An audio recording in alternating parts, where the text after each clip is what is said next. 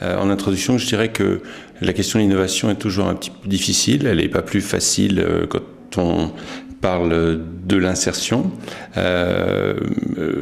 Certains d'ailleurs avaient du mal à voir le lien, les ponts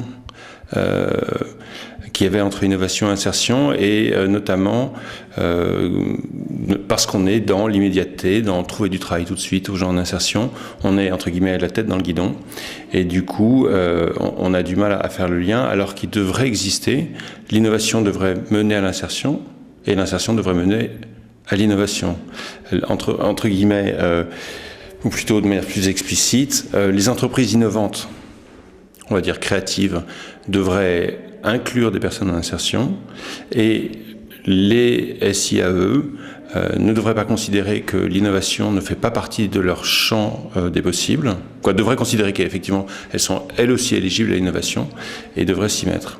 Donc quand on parle d'innovation, on parle évidemment de créativité, on parle d'efficacité, Bref, ensuite on a aussi évoqué le fait que, comme pour les entreprises de droit commun, l'innovation était aussi bien technologique que sociale.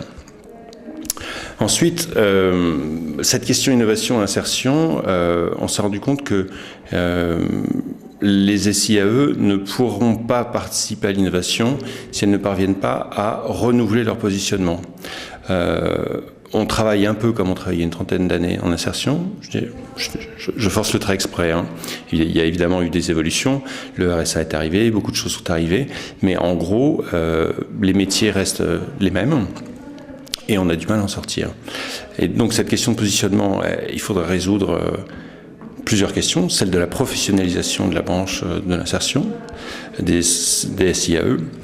Renouvellement de la communication également, qui n'a pas à être larmoyante selon moi, mais là c'est un terme que j'appose moi, ceux auprès des pouvoirs publics comme des entreprises.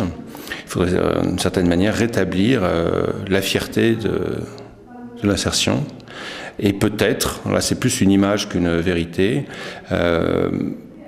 avoir l'attitude fédératrice qu'a eu le syndicat, je ne sais pas si c'est un syndicat, mais de l'artisanat, pour dire l'insertion est aussi une source d'emploi importante. Et peut-être que, malheureusement, l'économie est en pleine transformation, l'insertion devra peut-être aussi accueillir de nouvelles populations à terme. L'innovation, je dirais d'un seul mot, serait de permettre aux SIAE de devenir des entrepreneurs responsables.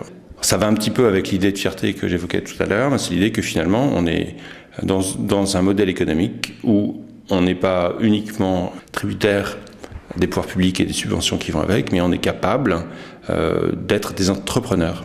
Ensuite, on a un peu listé les moyens qu'il faudrait mettre en œuvre pour innover. Alors innover, ça veut dire un petit peu mieux capter les besoins des entreprises pour arriver à leur sous-traiter ou les soulager de certaines fonctions. On parlait par exemple de Vincivie, du fait que sur le chantier, la base vie avait des besoins alimentaires, de transport, de blanchisserie, etc., de services, d'animation. Et par conséquent, on pourrait tout à fait imaginer que les entreprises d'insertion participent à ça sur une base vie.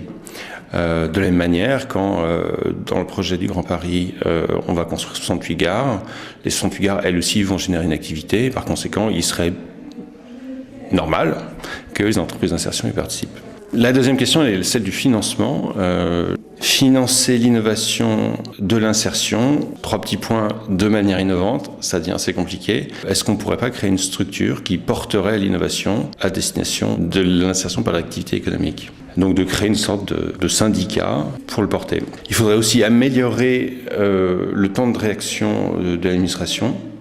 On se rend compte que pour être accompagné, l'administration peut prendre 1 an ou 1 an et demi avant de valider un projet. Et enfin, si on arrive à faire tout ça, ça permettrait effectivement d'identifier, de lister les métiers de demain, les métiers innovants de demain pour l'IAE.